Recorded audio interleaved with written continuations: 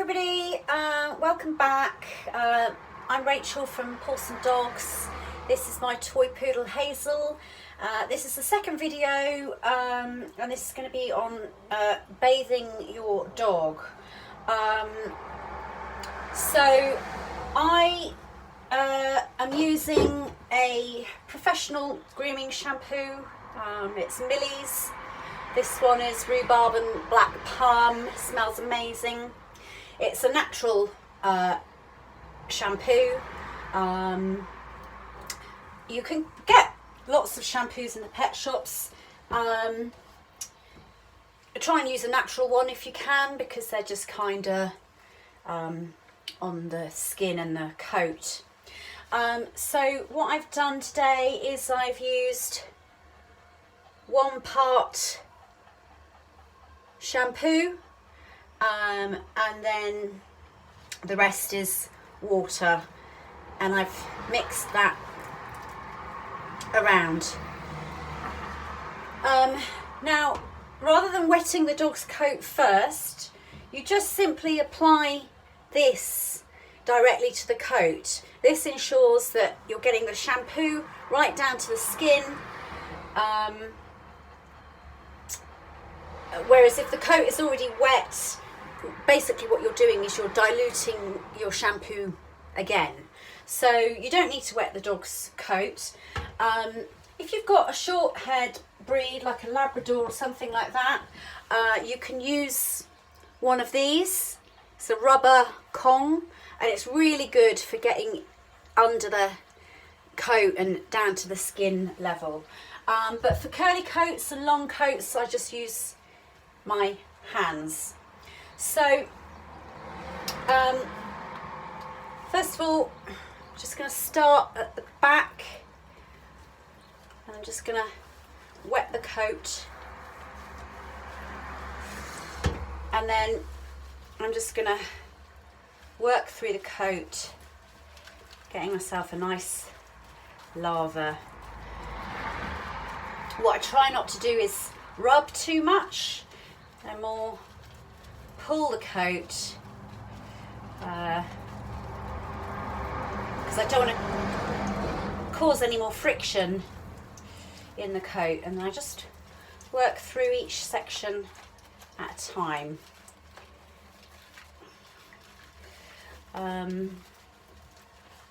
If your dog's particularly dirty, you might need to repeat this process twice. Hazel usually gets bathed weekly. She's a bit overdue. For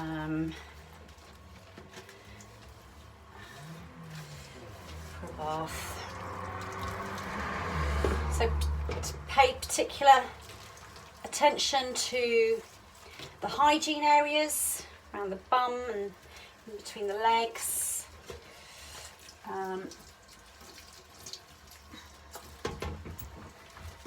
Hopefully you can see. Again, be aware of how you're handling your dog. Her legs only go in certain directions, forwards and backwards. I have a little bit of movement here, but not an awful lot, so handle them in the natural way that their joints move.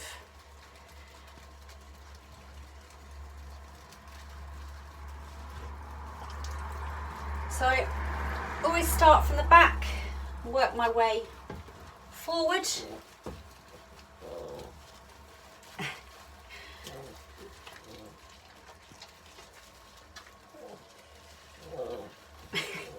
Hazel's making little grumbly noises, aren't you?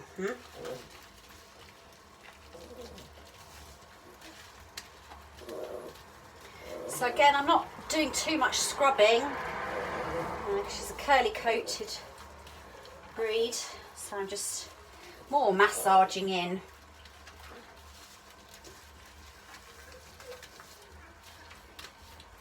And work to the front legs.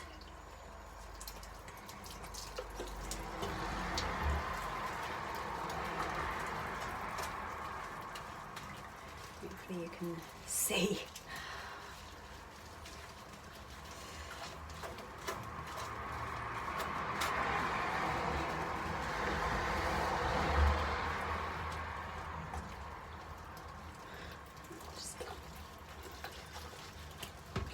I always leave the head till last because if you get their ears wet, they start shaking their head and you get spray everywhere. And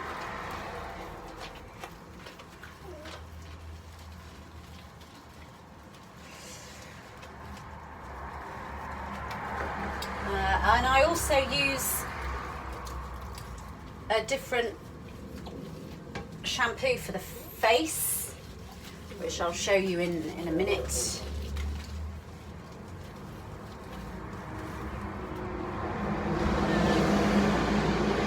I'm just holding the head lightly, tipping it upwards so as to avoid getting any shampoo in her eyes.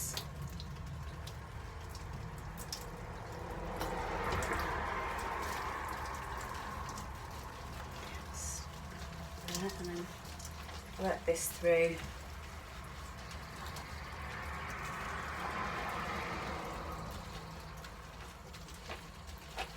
Into a nice lather. Making sure you're getting right down to the skin. That's another reason why it's good to use a mixed solution, because you can see which areas you've done, whereas if you wet the coat all over before you start, then it's quite easy to miss an area.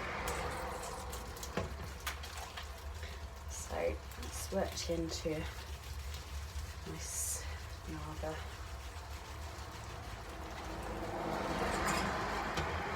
I'm just going to use up the rest of the mix.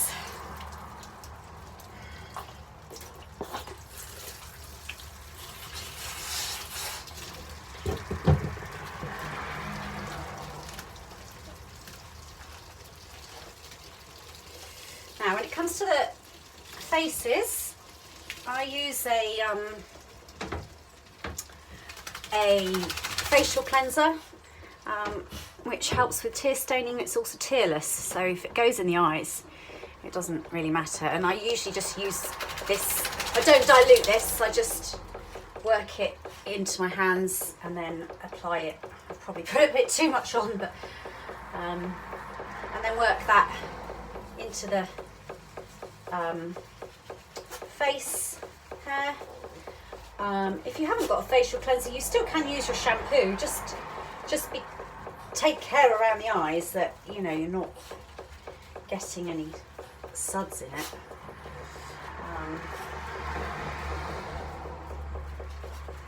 But this is tearless, so it doesn't matter. You can get it right in there. And it's really important to focus on the in this bit of the area where the tears collect and you get all that gunk, and also in the around the lip line, particularly on things like cockers where you get the flues, where the tooth comes down. It's really important to make sure you get rid of any sort of food.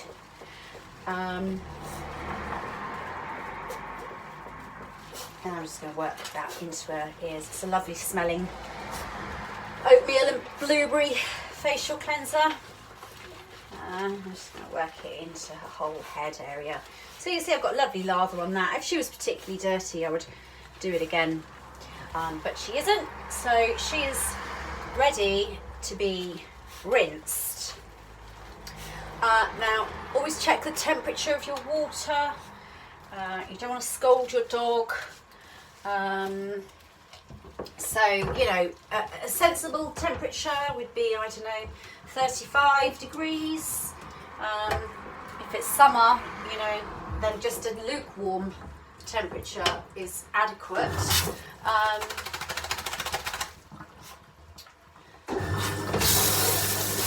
So I'm just going to rinse my hands.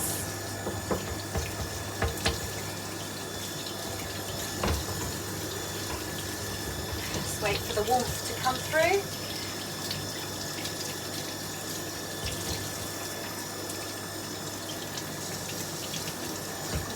Come on.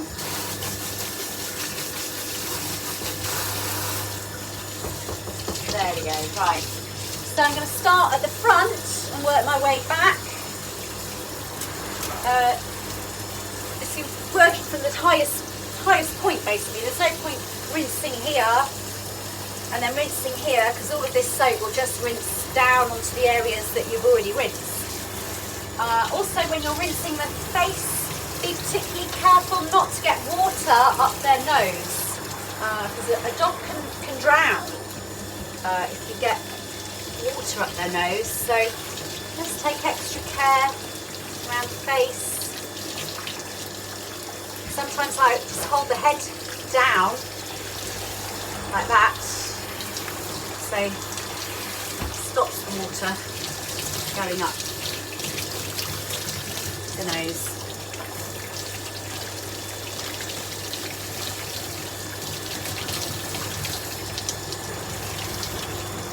Make sure you get all of the shampoo out.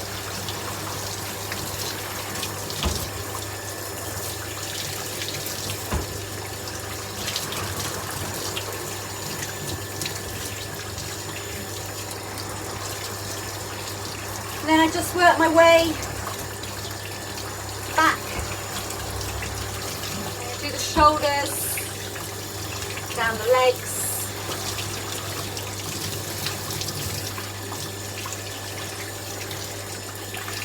And then slowly work it back along the body and then down the legs.